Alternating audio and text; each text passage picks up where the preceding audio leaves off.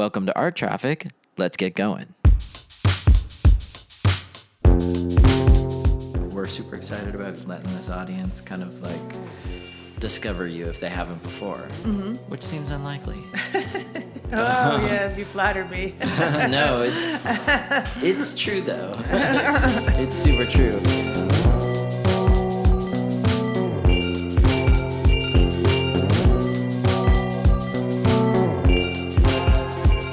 All right, so I'm really excited to have this week's guest on the show, Meg Cranston. Meg received her MFA from Cal Arts and's been a stalwart of the LA art scene since her arrival in the mid-'80s.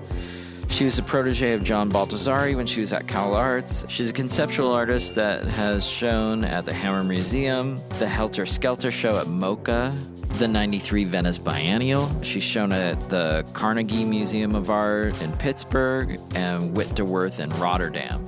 So she's like a heavy hitter, everybody. This is the big times. She also has received the John Simon Guggenheim Memorial Foundation Fellowship, the J. Paul Getty Community Foundation Artist Grant, Architectural Foundation of America Art and Public Spaces Award, and a COLA Artist Grant, and is currently the chair of fine arts at Otis College of Art and Design in Los Angeles. This is our wheelhouse. This is LA art the way we love it. And we're so pleased to bring you this interview today. It's fascinating. I'm academically and intellectually totally outmatched in this interview, and I think you're really going to enjoy hearing me flounder around. All right, get ready for Meg Cranston.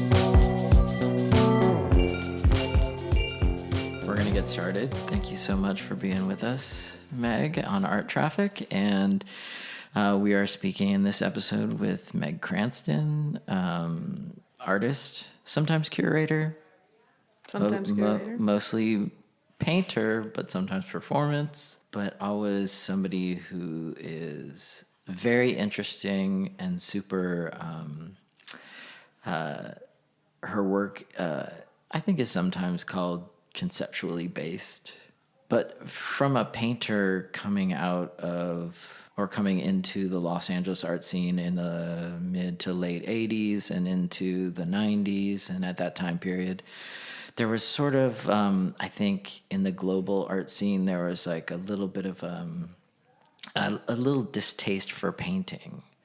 And you were part of a larger group in that time period who were like maybe rebelling against that, or How did you see that time period for you? And was that intentional on your part?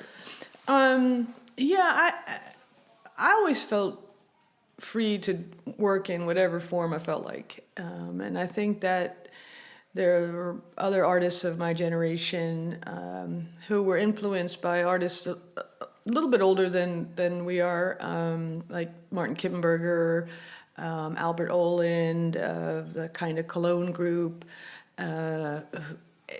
who just, in a little bit, made fun of art, right? And the strict categories, and particularly the, the stereotype of the painter, right? So, many of my friends at Cal Arts, we were influenced by that idea, or also other artists like Jack Goldstein, who had started out as a performance artist, but then when he got to New York, decided he'd make paintings. So we all felt really free to do whatever we wanted, and I still feel that way. I mean, for the last, number of years, I've primarily been making paintings, but I could easily do I also do performance. I do stand-up sometimes, and I do other things. I didn't know that. Yeah, so I never felt like I had to, maybe to my own detriment or my market position, but I always felt free to explore whatever areas I wanted to. Yeah. So whatever you want to give us, biographical, like where'd you come from? We want to hear like how you see what your background is, basically. Mm-hmm.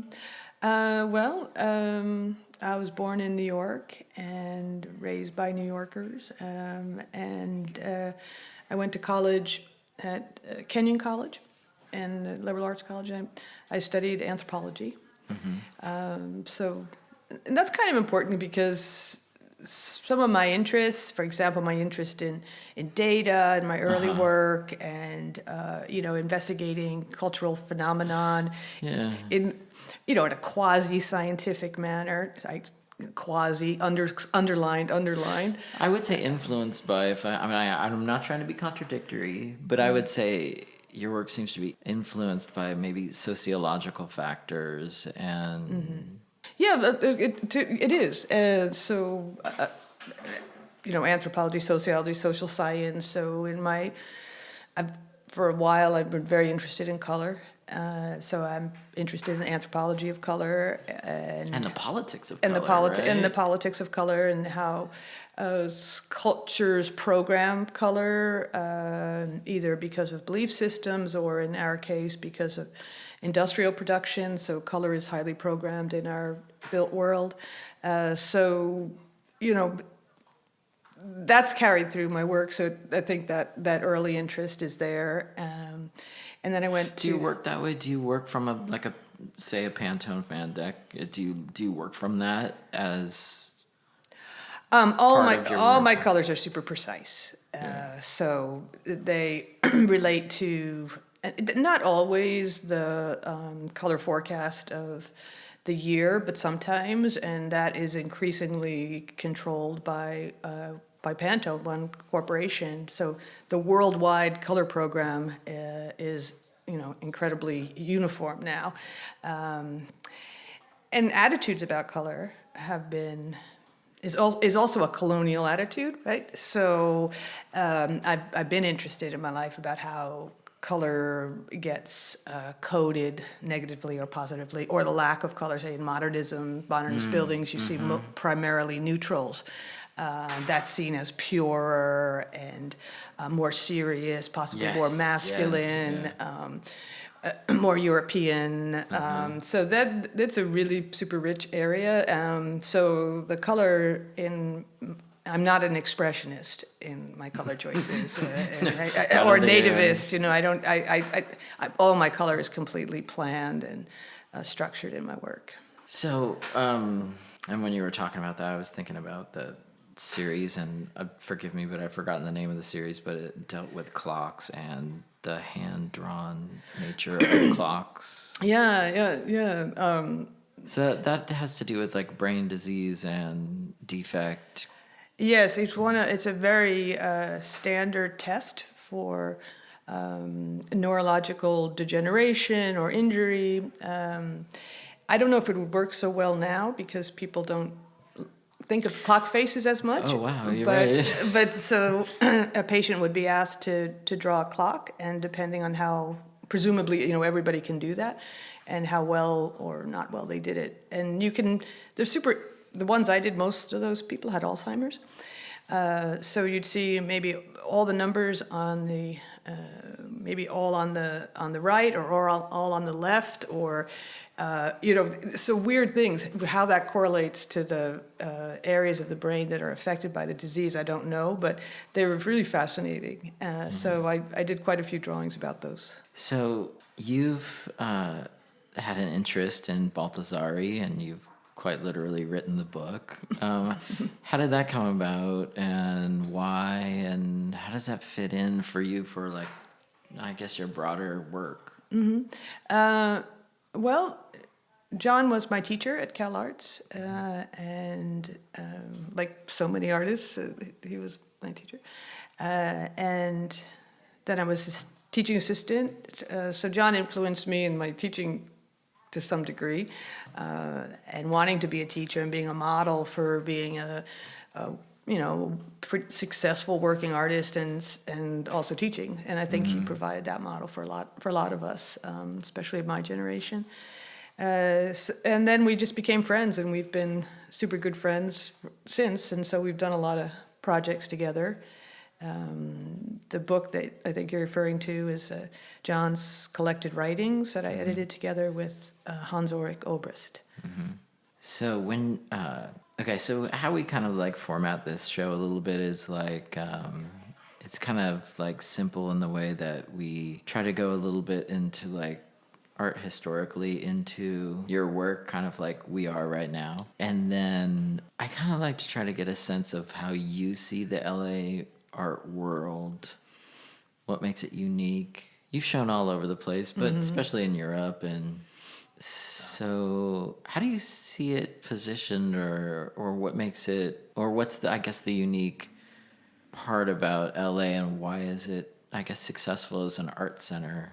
Well, one of the things is that the real estate's pretty cheap comparatively, right? So, Is that why you came out from New York? well, it's part of the reason I stayed. Even in the early 90s, it was already expensive. And so, LA has the virtue that there's always another place to go.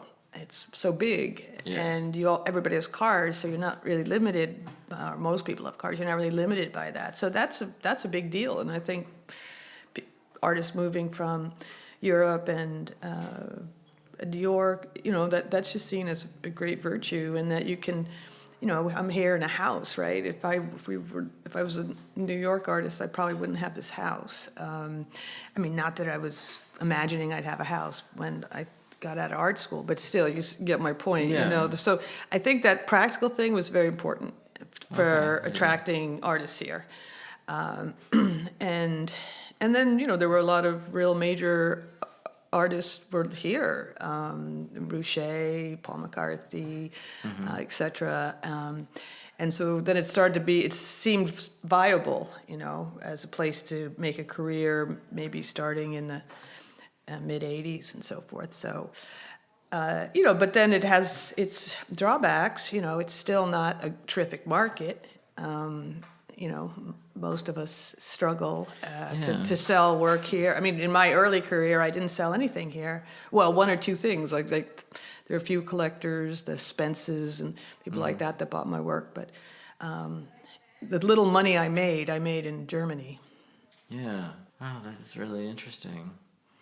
I think you're the first artist to have brought that up, and it makes me feel so much better that I don't sell anything. Yeah. I don't think that's the reason why. I'm going to blame it on the LA art market, though. It's comparative, New York, the market's really, really strong. London, the market's really strong.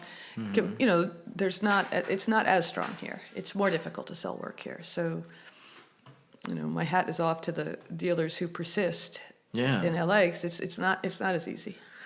That brings me actually to a part that I wanted to touch on is you've shown at the more prominent galleries here and in other cities too, and you were showing at Rosamund Felsen for a long time, and in a time period when I think the group of artists that were being shown there, turns out we didn't know, well, maybe we did know at the time, but was what is a super influential group now. Did you have a sense maybe in the 90s that I think at the time it was you and Larry and Mike Kelly, and the list just deep. Actually, I showed with her later than those guys. I think Mike might have already left, but I get your point that the number, overall the people that Rosamund showed is an impressive list. Yeah. She had a very good eye, and she has a terrific gallery. It's unfortunate that galleries like Rosamund, they can't hold people. Part of it could be the business. I don't know if she made people money or whatever, but it kind of occurred to me, and I don't know if this is the case at all, but it just occurred to me that the art fair thing got very big towards the end of Rosamund Felsen. Was that do you know if that was a factor? Yeah, well, Rosamund didn't go to the fairs, or not much, and that just became essential, for better or worse. That's where, and it's still, a lot where people make money. The walk-in in the gallery there's not much foot traffic in galleries, right. Compared to, pre-art fair where in New York on a Saturday, you'd run into a whole bunch of people, just walking down the street. You don't really see that as much anymore. Although in LA, you kind of do in the way that it's such a big social thing. It's a nighttime thing, and that's kind of nice. Well, everything has to be an event in LA, right? yeah. And if you're not the event, you're vying to be the event, maybe. That's right. Yeah. Mm-hmm. So if we can get back to your work a little bit, how do grids function in your work and why? Well, I like all kinds of structures. I think they're all kind of funny. The comedy of grids? Well, it is kind of comic, what's the mentality that invented this structure? And the grid is behind so much of what one sees in the built world, and graphic design, and it's such basic structure. So I guess I started painting grids because I'm like, well, isn't everything kind of a grid? So why Let's just cut to the chase. Let's just simplify this for everyone. Let's just simplify it. And the most difficult thing in painting is, what are you going to paint? Yeah.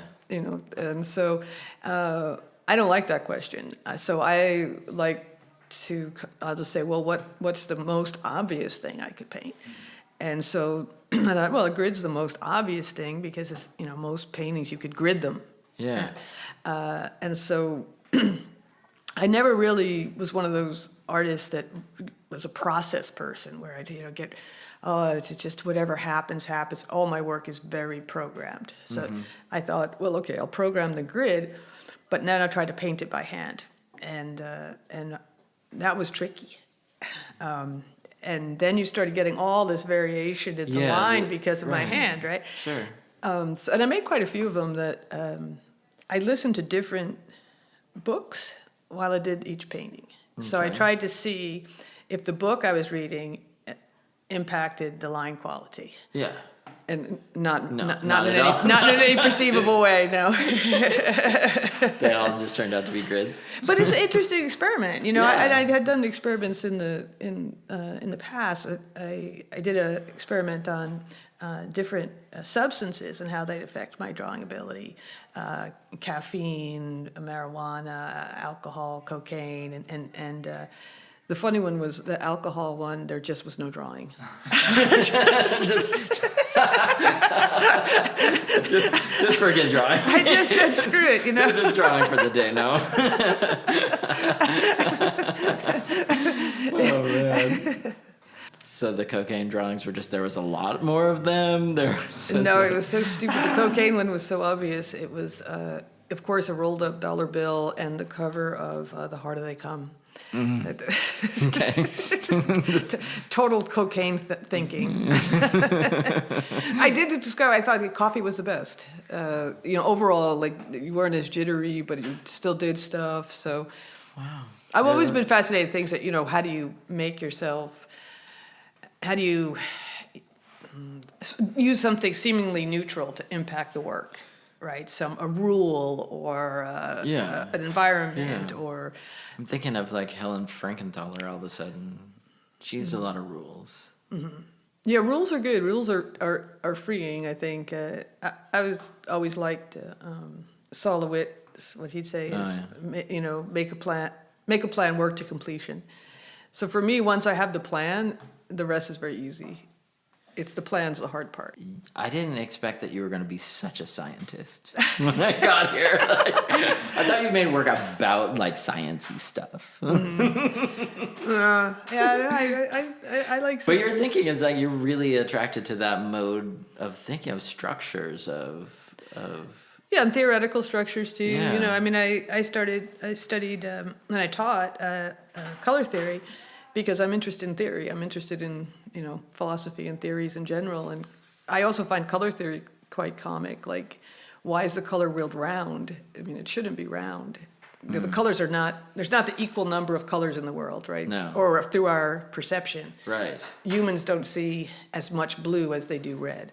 Yeah, and we also don't see a lot of the light spectrum. We don't see a lot of the spectrum, yeah. But so... I like the Platonic form that we created for it. It's, that all these harmonies and Yeah. Now that you mention it, it's kind of egalitarian in a way, and in reality, it's not at all. And no, it's not at all. No. But it satisfies something in us to say that it is, and that we've given the whole world cross culturally, it's our color wheel is not understood. Yeah, and so I guess if you had to remake one, would you? And what would it look like? The red would be gigantic, blob, because we see the... You do it in this like blob format where... Well, the warm side would be much bigger. Because that's how we see. Yeah. I didn't know that before Yeah, today. so we see... This moment, yeah. We see a lot more of the warms than we do the cools. That's why we're fussier.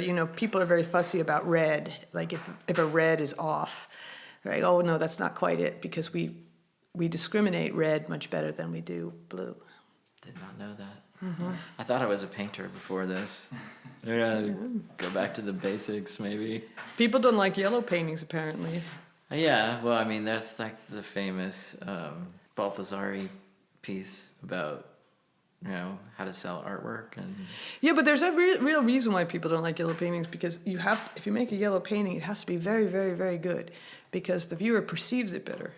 You see a yellow one or a red one. Like, you can be a shittier painter. If you're a shitty painter, you should work on the cool side. just stay with those oceanscapes. Exactly. You have the blue sky and have like a green-blue band at the bottom. It's You'll be going to be a fine. winner. It's Right? a winner, yeah. Wow. I wonder if Hockney is a good artist or not now. I don't know. It's just a bunch of blue pools, right?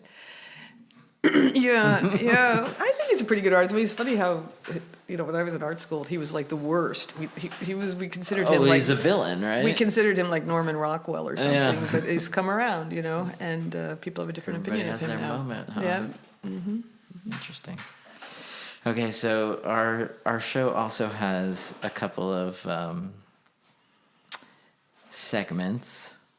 We like to ask, the segment that we call Side Hustles is just basically how artists make it in a nuts and bolts kind of a way. Like, your case is interesting because you've been making it for a long time and consistently, and you've been just like showing year after year after year after year. And so you could make this anything you want. It could be like the funny job that you took at some point, maybe you shouldn't have or should have, or the heartwarming story. We don't care. Whatever it is, like how do you make it in the art world? And this will be interesting because you've actually made it. Yeah. As opposed to some of the people we interviewed. I mean, my advice... Everybody's great that's on the show. I'm just kidding. The advice that was given to me and the advice I pass on to people who ask me or students is, the most important thing is to have a body of work. You have to have an accomplished body of work. I've never really seen an artist fail who consistently makes bodies of work, and you walk in the studio and there they are. So that's the biggest issue. But isn't that easy to do? How do you find time to do that, and how do you stay that organized, and the logistics of storing it and believing in yourself? Yeah. Well, in my case, you see, I knew I couldn't store it. So early on, I made these inflatable sculptures and stuff. I mean, I was always thinking about storage. It's a good thing about performance and conceptual art, right? Low storage costs. But I don't know, early on, I always taught. I was lucky to get a teaching job pretty early, right out of graduate school, but I couldn't pay the bills on that. It wasn't enough, and it was a part-time job. So I attended bar for many years, and that was a fantastic artist job because it didn't start till 9 at night. Yeah. 8 or 9 at night, and make cash and, have a laugh. And it went by really fast because I worked at a really busy place, made friends. So I recommend that as a job. Awesome. My sister's a writer. She did the same thing when she was starting out. Yeah. So write all day and pretend bar at night. But I've had a lot of side hustles. I was curated shows, and I edited a magazine, and If to do it again, I wouldn't do so many of those side things. I mean, curating shows, for example, I'm doing one now for the ICA called This Brush for Hire, and about the sign painter Norm Lage. And it's a lot of work, and it's you don't make any friends doing curating shows. Quite the opposite. Well, you would think that you would be an influencer at this point, if I can use a millennial term.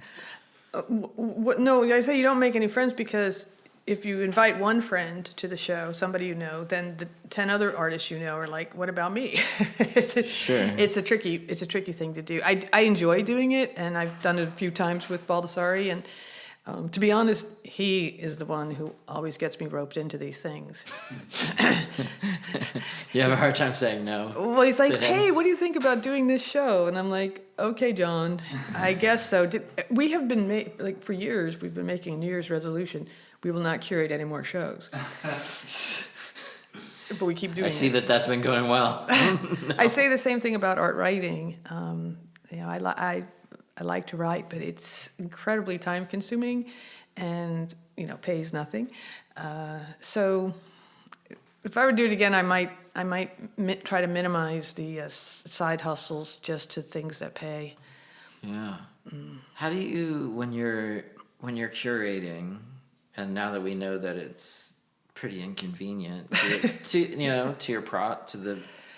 your program of art making, like, how do you decide what's worth it?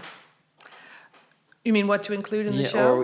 What I mean for you yourself, like, how do you decide, I'm going to take this project on with this? Do you only ever do it when you're offered it by someone or an institution, or do you ever go out like, I have this idea for a show, I'd really like to see it come to fruition?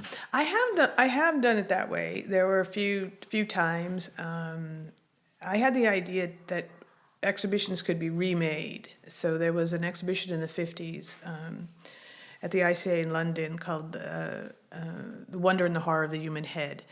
And the idea of it was to show the British public that the portraiture, modern portraiture, which they found offensive and not like art, they were going to contextualize in the history of art, right? Mm-hmm. So they'd show some prehistoric thing and so on. And it was one of several exhibitions to introduce the British public to modernism. So I thought that would be an interesting show to redo. But do I actually need some of the objects were like a Picabia painting, and there was a Magritte, etc. Well, I could just show reproductions. Like, why not? And then I got all these facsimiles of the insurance documents and all the background, and made a social chart of Roland Penrose was married to Lee Miller, and that's why they had the Magritte, because they were friends. So that was something I wanted. I wanted to do something about the social history of art and redoing exhibitions from the past. So that was one that I actually initiated. But most of the time it's John gets asked and then he ropes me into it. Mm-hmm. So, okay, do you consider yourself a postmodernist? I don't think I'd use that word. I